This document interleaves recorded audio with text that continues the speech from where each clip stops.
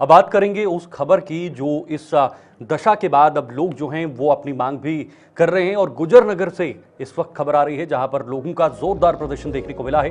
बारिश से हुए नुकसान की भरपाई की मांग वहां पर लोग कर रहे हैं। लोगों ने प्रशासन के खिलाफ जोरदार प्रदर्शन किया है और जो नुकसान हुआ है उसकी भरपाई को लेकर बातचीत हो रही है। गुज्जर नगर में लोगों का जोरदार प्रदर्शन, लेकिन बड़ी बात यह है कि क्या अभी सही समय है प्रदर्शन करने का? क्या अभी ये हालात खत्म हुए हैं, ये हालात काबू में हुए हैं? ये बड़ा सवाल है। लोगों ने आज प्रदर्शन करना शुरू कर दिया है। बारिश से जो नुकसान हुआ है, क्योंकि गुज्जर नगर का जो इलाका है वो ज्यादातर इलाका तवी से सटा हुआ है, ऐसे में इन लोगों के लिए ये चुनौती बढ़ती जा रही है और अब इन लोगों ने प्रदर्शन किया है। तस्वीरें आपके सामने, महिलाएं, बच्चे और युवा, तमाम लोग सड़कों पर आकर सरकार के खिलाफ, प्रशासन के खिलाफ प्रदर्शन कर रहे हैं। गुज्जर नगर में जो नुकसान हुआ है उसकी भरपाई को लेकर यह प्रदर्शन किया जा रहा है। ये कहा जा रहा है कि जल्द से जल्द वहां पर उनको जो है वो जो नुकसान हुआ है उसका आकलन कर उन्हें सुविधाएं दी जाए। तो लेकिन बड़ी बात यह है कि क्या अभी ये जायज है, अभी होना चाहिए? क्योंकि मौसम विभाग ने तो ये तक कह दिया है कि अभी कुछ समय और लग सकता है, कुछ समय तक इसी तरह का हालात बने रह सकते हैं, बारिश अभी भी हो सकती है। लेकिन इन लोगों की मांगे भी जायज है क्योंकि जिस प्रकार से नुकसान हुआ है उसकी भरपाई भी होनी चाहिए। पुल को इस वक्त बंद करके लोगों की तरफ से एहतजाज किया जा रहा है, प्रोटेस्ट शुरू किया गया है और ये प्रदर्शन, क्योंकि ये तमाम लोग जिनको नुकसान पहुंचा है और इस नुकसान से बचने के लिए ये तमाम के तमाम लोग फौरी तौर पर इंतजामिया कोई राहत पहुंचाए, लोगों ने रोड ब्लॉक करके प्रोटेस्ट किया। सर, प्रोटेस्ट का मकसद क्या है? देखिए, कल से फ्लड आया है जी। अभी तक अफसोस की बात है एसडीपीओ चौकी अफसर के और एसएचओ के बगैर हमें अभी तक कोई बंदा दिखाई नहीं दिया। जो एडमिनिस्ट्रेशन का काम था लोगों को देखना सुनना, कुछ भी नहीं उनकी तरफ से हुआ। अगर गुज्जर नगर के ये नौजवान लड़के खुद लोगों को नहीं बचाते तो आज कई सारी, मेरे ख्याल 100 के करीब लाशें यहाँ दरिया में से निकल गई होती। अभी तक एडमिनिस्ट्रेशन को ये जरूरत नहीं की यहाँ आकर कोई आगे पूछता भाई आपकी हालत क्या है। मतलब इन्होंने गुज्जर नगर के नाम से एडमिनिस्ट्रेशन ने यह सोचा है कि गुज्जर नगर एक हमारा जम्मू कश्मीर का हिस्सा ही नहीं है, वो हालत हमारी की है। अभी तक एडमिनिस्ट्रेशन का एक भी आदमी नहीं पूछने आया। अच्छा, कल से कहा गया 3,500 4,000 लोग बचाए गए, रेस्क्यू टीम में अलर्ट थी। मैं कहता हूँ एक आदमी आगे साबित कर दे।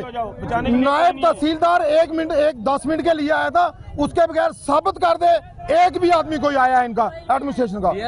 तकरीबन कितनी फैमिलीज इफेक्ट हुई हैं इससे? कोई 100 के करीब, 100 के करीब घर, 100 के करीब फैमिलियां घर, 100 के घर जो 100 के करीब। कंसर्न लोकल अथॉरिटीज से कांटेक्ट करने की कोशिश क्या? सर, तहसीलदार का स्विच बंद है सुबह से, अभी तक म्युनिसिपैलिटी वालों का रोल देखे, खुद आ रहे हैं, उनके साथ एक भी बंदा सफाई वाला नहीं आ रहा है। लोग गेट जिनके बंद है उनके बंद रहे हैं, ना अंदर के लिए ना बाहर के लिए। अच्छा, जितना मलबा इस इलाके में है वो मैन पावर से पॉसिबल नहीं है, मशीनरी कम से कम लगे।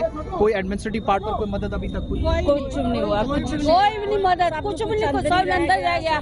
जो कपड़े हम लोग पाए हैं वो भी लोगों से मांग के पाए हैं, कुछ भी नहीं, ना कपड़ा ना खाना ना कुछ भी नहीं हमारा बचा। पानी तक पूछा, पानी तक नहीं पूछा। इतनी सारी फैमिलीज प्रभावित हुई हैं, कैसे रात गुजारी है?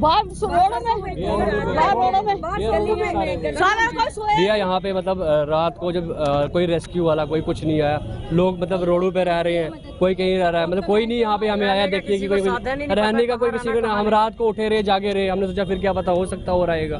तो अभी तक हमारे पास मतलब ना कोई आया, सुबह आया देखने, कोई आता था देखने चले जाता, कोई आया देखने कोई चले आया। इतना घर है हमारे तो 4-5 कमरे सारे भरे हुए हैं, निकालने का मौका नहीं मिला। इधर से भी पानी आ गया, पीछे से भी पानी आ गया, जब तक दोनों तरफ पानी आ गया हम तो बीच में फंस गए, बहुत मुश्किल निकाले। हमारा तो कुछ नहीं बचा, ये कपड़े भी किसी से मांग के पाए हैं, बच्चों के लिए कपड़े नहीं निकाले हैं। मुस्लिम है पर उन्होंने हमारे खाना पीना पूछा हमें, ये हम कहते हैं पड़ोसियों ने पूछा हमें तो कोई पूछने भी नहीं आया कि खाना भी खाया, कल का खाना भी नहीं किसी ने खाया हुआ, छोटे छोटे बच्चे भी भूखे हैं। तमाशा मत लगाओ, कौन सा तमाशा लगाए, हमारे जैसे आप भी हो, हमें पता चले तमाशा क्या चीज होती है। बोरा में आके देखो, हमारा कुछ नहीं बचा, ये उन फैमिलीज़ के आंसू हैं जो बुरी तरह प्रभावित हुए हैं। मुतासरा लोगों की तादाद बहुत बड़ी जो इस वक्त सड़क पर है। मैक्सिमम लोग प्रोटेस्ट के लिए निकल आए हैं। सुबह से हम देख रहे थे रिलीफ एंड रिहैबिलिटेशन के नाम पर एक प्रोसेस तो चल रहा, अथॉरिटीज़ बता रही थी, लेकिन कोई ज़्यादा फर्क नहीं है। आप इस तरफ भी आप देखेंगे